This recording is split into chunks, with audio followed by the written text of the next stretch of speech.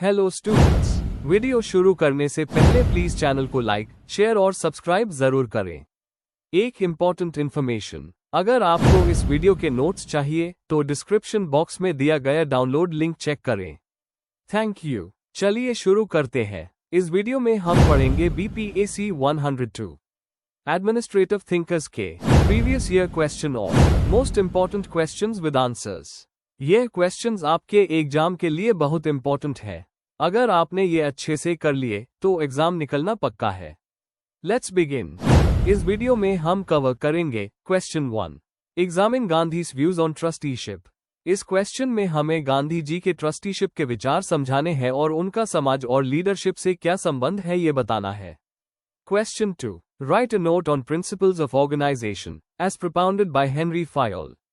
इसमें हमें फायोल के द्वारा दिए गए 14 प्रिंसिपल्स ऑफ मैनेजमेंट को एक्सप्लेन करना है। Question 3, write a note on Max Weber's concept of bureaucracy by focusing on fundamental beliefs, basic principles and characteristics. इस क्वेश्चन में वेबर के ब्यूरोक्रेसी के सिद्धांत को डिटेल में बताना है, उसकी खास बातें और इंपॉर्टेंस के साथ।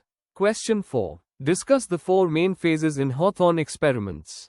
इसमें हमें हॉथॉर्न एक्सपेरिमेंट्स के 4 में फेजेस को बताकर उनके कंक्लूजन्स को समझाना है। Question 5, analyse Barnard's views on the following. A. Formal and informal organisations. B.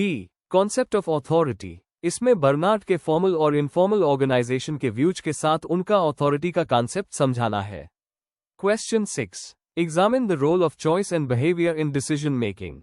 इस क्वेश्चन में हमें बताना है कि डिसीजन मेकिंग में व्यक्ति के चॉइस और बिहेवियर का क्या रोल होता है। Question 7, make an appraisal of Maslow's hierarchy of needs theory. इसमें हमें मैस्लो के मोटिवेशन थियरी को समझाकर उसका एनालिसिस करना है। Question 8, bring out the theoretical underpinnings of Chris Argyris theories. इसमें हमें क्रिस ऑगरिस के ऑर्गेनाइजेशनल बिहेवियर और ह्यूमन ग्रोथ के थियरीज को एक्सप्लेन करना है। अगर आपको इस वीडियो के नोट्स चाहिए तो डिस्क्रिप्शन बॉक्स में दिए गए डाउनलोड लिंक को जरूर चेक करें। Thank you. Question 1, examine Gandhi's views on trusteeship. Question explanation. इस क्वेश्चन में हमें महात्मा गांधी के ट्रस्टीशिप के विचारों को समझाना है। मतलब ये कि उन्होंने अमीर लोगों के लिए कौन सी मोरल जिम्मेदारी का कॉन्सेप्ट दिया था। हमें बताना है ये आइडिया क्या था, क्यों दिया गया, इसका प्रिंसिपल क्या है और आज के समय में ये कितना रेलेवेंट है। आंसर। इंट्रोडक्शन। ट्रस्टीशिप एक ऐसा कॉन्सेप्ट है जो महात्मा गांधी ने दिया था, जिसमें अमीर लोगों से ये उम्मीद की जाती है कि वो अपनी दौलत का उपयोग सिर्फ अपने लिए नहीं बल्कि समाज के हित के लिए भी करें। गांधी जी मानते थे कि दौलत पर किसी व्यक्ति का पूरा हक नहीं होना चाहिए, वो सिर्फ एक ट्रस्टी या रक्षक होता है। ये सोच कैपिटलिज्म और सोशलिज्म के बीच का एक मोरल और अहिंसक रास्ता दिखाता है। Main body. 1. ट्रस्टीशिप का अर्थ और दर्शन। ट्रस्टीशिप का मतलब है कि कोई भी व्यक्ति अपनी दौलत का मालिक नहीं बल्कि समाज के हित के लिए उसका रक्षक है। गांधी जी का कहना था कि सभी संपत्ति असल में समाज की है और दौलतमंद लोग सिर्फ ट्रस्टी के रूप में काम करें। यह आइडिया भारतीय धार्मिक और नैतिक परंपराओं से प्रेरित था, जैसे अपरिग्रह, नॉन पोजेशन। 2. गांधी के ट्रस्टीशिप के सिद्धांत। दौलतमंद व्यक्तियों को जबरदस्ती नहीं बल्कि मॉरल तरीके से समझाकर सेवा के लिए तैयार करना चाहिए। यह कॉन्सेप्ट अहिंसा, शांति और सहयोग पर आधारित है। इसमें उत्पादन की आज़ादी है लेकिन वितरण में समानता हो, सबको जरूरत के हिसाब से मिले, किसी के पास ज्यादा जमा ना हो। 3. नैतिक और सामाजिक आधार। ट्रस्टीशिप लालच, शोषण और क्लास कॉन्फ्लिक्ट को रोकती है। ये अर्थव्यवस्था को मानव मूल्यों से जोड़ती है। प्रॉफिट से पहले इंसान। गांधी जी कहते थे कि सही सुख और शांति सेवा में है, धन जमा करने में नहीं। 4. आज के समय में ट्रस्टीशिप की रेलेवेंस। आज जब इकोनॉमिक इनइक्वालिटी बढ़ रही है, ट्रस्टीशिप का आइडिया CSR और फिलैंथ्रोपी जैसे एरियाज में दिखाई देता है। जैसे रतन टाटा या अजीम प्रेमजी जैसे इंडस्ट्रियलिस्ट ट्रस्टीशिप की वैल्यूज फॉलो करते हैं। इस आइडिया से एथिकल बिजनेस और सामाजिक समरसता को बढ़ावा मिलता है। कंक्लूजन। गांधी जी का ट्रस्टीशिप एक नैतिक और सामाजिक रूप से उत्तम अर्थव्यवस्था का मॉडल दिखाता है। ये अमीर व्यक्तियों को ये सोचने पर मजबूर करता है कि उनकी दौलत का कुछ हिस्सा समाज के लिए भी है। ये ना सिर्फ एक आइडिया है बल्कि आज भी इसकी एप्लीकेबिलिटी बिजनेस और सोसाइटी में दिखाई देती है। अगर आपको इस वीडियो के नोट्स चाहिए तो डिस्क्रिप्शन बॉक्स में दिए गए डाउनलोड लिंक को जरूर चेक करें। Thank you. चलिए अगला क्वेश्चन देखते हैं। Question 2. Write a note on principles of organization, as propounded by Henry Fayol. Question explanation. इस क्वेश्चन में हमें हेनरी फायोल के द्वारा दिए गए ऑर्गेनाइजेशन के प्रिंसिपल्स को एक्सप्लेन करना है। हर प्रिंसिपल को शॉर्ट में समझाना है और बताना है कि आज के टाइम में इनका क्या रेलेवेंस है। फोकस फायोल के कंट्रीब्यूशन पर होना चाहिए। आंसर। इंट्रोडक्शन। हेनरी फायोल एक फ्रेंच मैनेजमेंट थिंकर जिन्होंने क्लासिकल मैनेजमेंट थियरी का फाउंडेशन बनाया। उन्होंने ऑर्गेनाइजेशन को अच्छे से चलने के लिए 14 इंपॉर्टेंट प्रिंसिपल्स दिए। ये प्रिंसिपल्स मैनेजमेंट के हर फंक्शन, प्लानिंग, ऑर्गेनाइजिंग, लीडिंग और कंट्रोलिंग में यूज किए जा सकते हैं।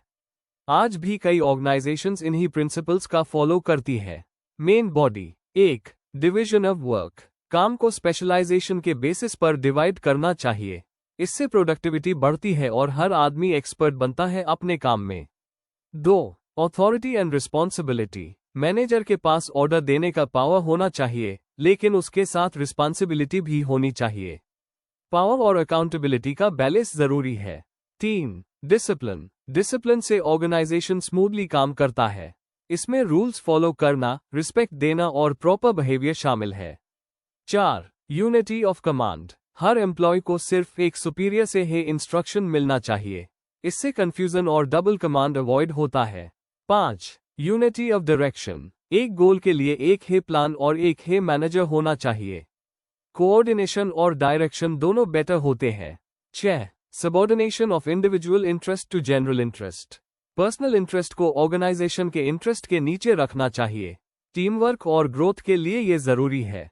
7. रिम्यूनरेशन। एम्प्लॉयज को उनके काम के लिए फेयर पेमेंट मिलनी चाहिए। इससे उनका मोटिवेशन और लॉयल्टी दोनों बढ़ता है। 8. सेंट्रलाइजेशन। डिसीजन मेकिंग का पावर टॉप लेवल पे कितना हो, इसको सेंट्रलाइजेशन कहते हैं। फायोल ने कहा सिचुएशन के हिसाब से बैलेंस होना चाहिए। 9. Scale a chain. यह अथॉरिटी का एक लाइन होता है टॉप से बॉटम तक। प्रॉपर कम्युनिकेशन के लिए स्केल अ चेन फॉलो करना जरूरी है। 10. ऑर्डर। हर चीज और हर आदमी को प्रॉपर जगह मिलनी चाहिए। इससे काम ऑर्गेनाइज्ड रहता है। 11. इक्विटी। मैनेजर को अपने स्टाफ के साथ फेयर और काइंड होना चाहिए। इससे लॉयल्टी और अच्छा एनवायरनमेंट बनता है। 12. Stability of tenure. एम्प्लॉयज को जॉब सिक्योरिटी मिलनी चाहिए। फ्रीक्वेंट स्टाफ चेंज से काम अफेक्ट होता है। 13. इनिशिएटिव। स्टाफ को नए आइडियाज और काम में इनिशिएटिव लेने के लिए एनकरेज करना चाहिए। इससे क्रिएटिविटी और इन्वॉल्वमेंट बढ़ता है। 14. Esprit the corps. Team spirit और यूनिटी को प्रमोट करना चाहिए। जब लोग एक टीम की तरह काम करते हैं तो रिजल्ट्स बेटर होते हैं। कंक्लूजन। हेनरी फायोल के 14 प्रिंसिपल्स आज भी मैनेजमेंट और ऑर्गेनाइजेशन के लिए बहुत यूजफुल है। इन प्रिंसिपल्स से क्लैरिटी, एफिशिएंसी और डिसिप्लिन आता है। आज के मॉडर्न ऑफिस एनवायरनमेंट में इन्हें थोड़ा मॉडिफाई करके उस किया जा सकता है। एक स्ट्रॉन्ग ऑर्गेनाइजेशन बनाने के लिए ये गाइडलाइंस ऐप भी रेलेवेंट है।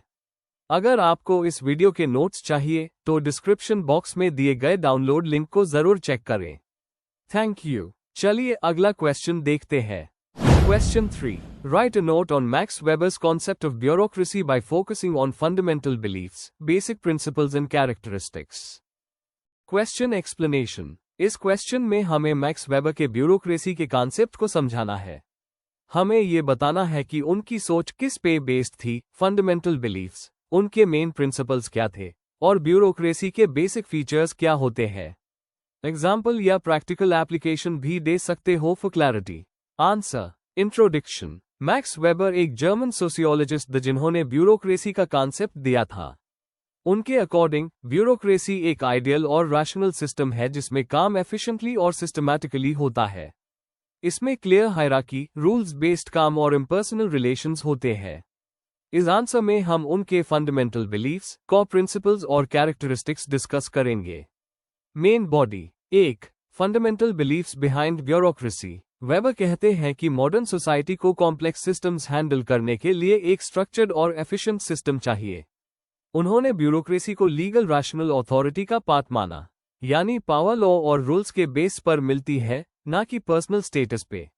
ब्यूरोक्रेसी से ऑब्जेक्टिविटी, प्रोफेशनलिज्म और प्रिडिक्टेबिलिटी इंश्योर होती है। 2. Core principles of Weber's bureaucracy. Legal rational authority. Authority law के बेस पे होती है, पर्सनल फेवरेटिज्म नहीं होता। Hierarchy of authority. हर पोजीशन के ऊपर एक सुपीरियर होता है जिसे रिपोर्ट करना होता है। Division of labour. काम क्लियरली डिवाइड किया जाता है ताकि स्पेशलाइजेशन हो और एफिशिएंसी आए। Rule oriented operations. हर काम रूल्स और प्रोसीजर्स के थ्रू होता है, कोई पर्सनल जजमेंट नहीं चलता। Merit based recruitment. सिलेक्शन सिर्फ क्वालिफिकेशन और कॉम्पिटेंस के बेस पे होता है। 3. की characteristics of bureaucracy. Impersonality. Decisions बिना पर्सनल बियास के लिए जाते हैं। Formal communication. सारे डिसीजंस और बातें रिटन फॉर्म में होती है। Career orientation. ब्यूरोक्रेट्स अपना काम फुल टाइम प्रोफेशन की तरह ट्रीट करते हैं।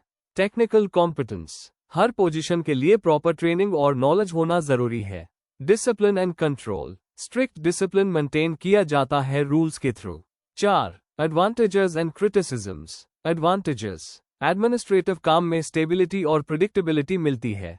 प्रोफेशनलिज्म और अकाउंटेबिलिटी प्रमोट होता है। रूल्स के वजह से करप्शन कम होता है। क्रिटिसिज्म्स। कभी कभी सिस्टम इतना रिजिड हो जाता है कि फ्लेक्सिबिलिटी नहीं रहती। Red tape. इनोवेशन और क्रिएटिविटी की जगह कम होती है। ज्यादा रूल्स होने की वजह से ह्यूमन टच मिसिंग हो जाता है। एग्जाम्पल, सिविल सर्विसेज का स्ट्रक्चर वेबर के मॉडल पे बेस्ड है, जैसे एग्जाम्स से सिलेक्शन, मेरिट, हायरार्की सिस्टम और file based communication. Conclusion, max weber का ब्यूरोक्रेसी का मॉडल पब्लिक एडमिनिस्ट्रेशन का बेस माना जाता है। उन्होंने रैशनैलिटी, हायरार्की और रूल बेस्ड सिस्टम को प्रमोट किया, लेकिन अगर इस सिस्टम को फ्लेक्सिबल तरीके से अप्लाई ना किया जाए तो इनएफिशिएंसी भी हो सकती है। आज भी उनके आइडियाज पब्लिक ऑर्गेनाइजेशंस में रेलेवेंट है। अगर आपको इस वीडियो के नोट्स चाहिए तो डिस्क्रिप्शन बॉक्स में दिए गए डाउनलोड लिंक को जरूर चेक करें। Thank you. Let's see the next question. Question 4. Discuss the 4 main phases in Hawthorne experiments. Question explanation. इस क्वेश्चन में हमें Hawthorne experiments के 4 important phases को एक्सप्लेन करना है। किस तरह से एक्सपेरिमेंट्स किए गए, उनका क्या फोकस था और क्या कंक्लूजन्स निकाले गए। आंसर। इंट्रोडक्शन। Hawthorne experiments एक सीरीज ऑफ स्टडीज थी जो 1924 से 1932 के बीच वेस्टर्न इलेक्ट्रिक के Hawthorne वर्क्स, शिकागो में की गई थी। इनका पर्पस था ये समझना कि कौन से फैक्टर्स वर्कर की प्रोडक्टिविटी को अफेक्ट करते हैं। एल्टन मेयो और उनकी टीम ने ये एक्सपेरिमेंट्स किए जो ह्यूमन रिलेशंस मूवमेंट की शुरुआत का बेस बने। यह एक्सपेरिमेंट्स 4 में फेजेस में डिवाइड है। Main body. 1. Illumination experiments 1924 to 1927। इस फेज में ये स्टडी की गई कि लाइटिंग या रोशनी का वर्कर की प्रोडक्टिविटी पर क्या असर पड़ता है। 2 ग्रुप्स को ऑब्जर्व किया गया। एक में लाइट इंटेंसिटी चेंज की गई और दूसरे में कांस्टेंट रखी गई। दोनों ग्रुप्स में प्रोडक्टिविटी बढ़ गई, जो बताता है कि साइकोलॉजिकल और एनवायरनमेंटल फैक्टर्स ज्यादा इफेक्ट कर रहे थे। इससे रिसर्चर्स को ये समझ आया कि सिर्फ लाइटिंग नहीं, कुछ और चीजें भी परफॉर्मेंस को इन्फ्लुएंस करती है। 2. Relay assembly test room experiments 1927 to 1932। यह फेज 6 लड़कियों के एक ग्रुप के साथ किया गया जो टेलीफोन रिलेज असेंबल करती थी। वर्क कंडीशंस जैसे rest breaks, working hours, lunch breaks में बदलाव किया गया। हर चेंज के बाद प्रोडक्टिविटी बढ़ी और जब चेंजेस वापस लिए गए तब भी प्रोडक्टिविटी बनी रही।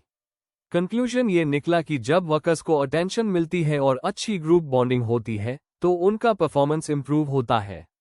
इससे हॉथॉर्न इफेक्ट कहा गया। 3. Interviewing programme 1928 to 1930। इसमें लगभग 21,000 एम्प्लॉयज के इंटरव्यूज लिए गए उनके काम, मैनेजर और फीलिंग्स के बारे में। पहले डायरेक्ट क्वेश्चंस पूछे गए, लेकिन बाद में नॉन डायरेक्टिव मेथड यूज किया गया जिसमें वर्कर्स फ्रीली अपनी बात कह सकें। रिजल्ट यह मिला कि उनके इमोशंस और एटीट्यूड का प्रोडक्टिविटी पर काफी असर पड़ता है। 4. Bank wiring observation room experiments 1931 to 1932। यह फेज 14 मेल वर्कर्स के ग्रुप पर किया गया जो बैंक वायरिंग रूम में काम करते थे। इस एक्सपेरिमेंट में इंसेंटिव देने पर भी प्रोडक्टिविटी कांस्टेंट रही। ग्रुप नॉर्म्स और पीर प्रेशर ने परफॉर्मेंस को कंट्रोल किया। पैसा या रिवॉर्ड का ज्यादा फर्क नहीं पड़ा। इससे ये समझ में आया कि इनफॉर्मल ग्रुप और सोशल इन्फ्लुएंस काफी पावरफुल होते हैं। कंक्लूजन। हॉथॉर्न एक्सपेरिमेंट्स ने ये प्रूव किया कि वर्कर्स सिर्फ मशीन नहीं है।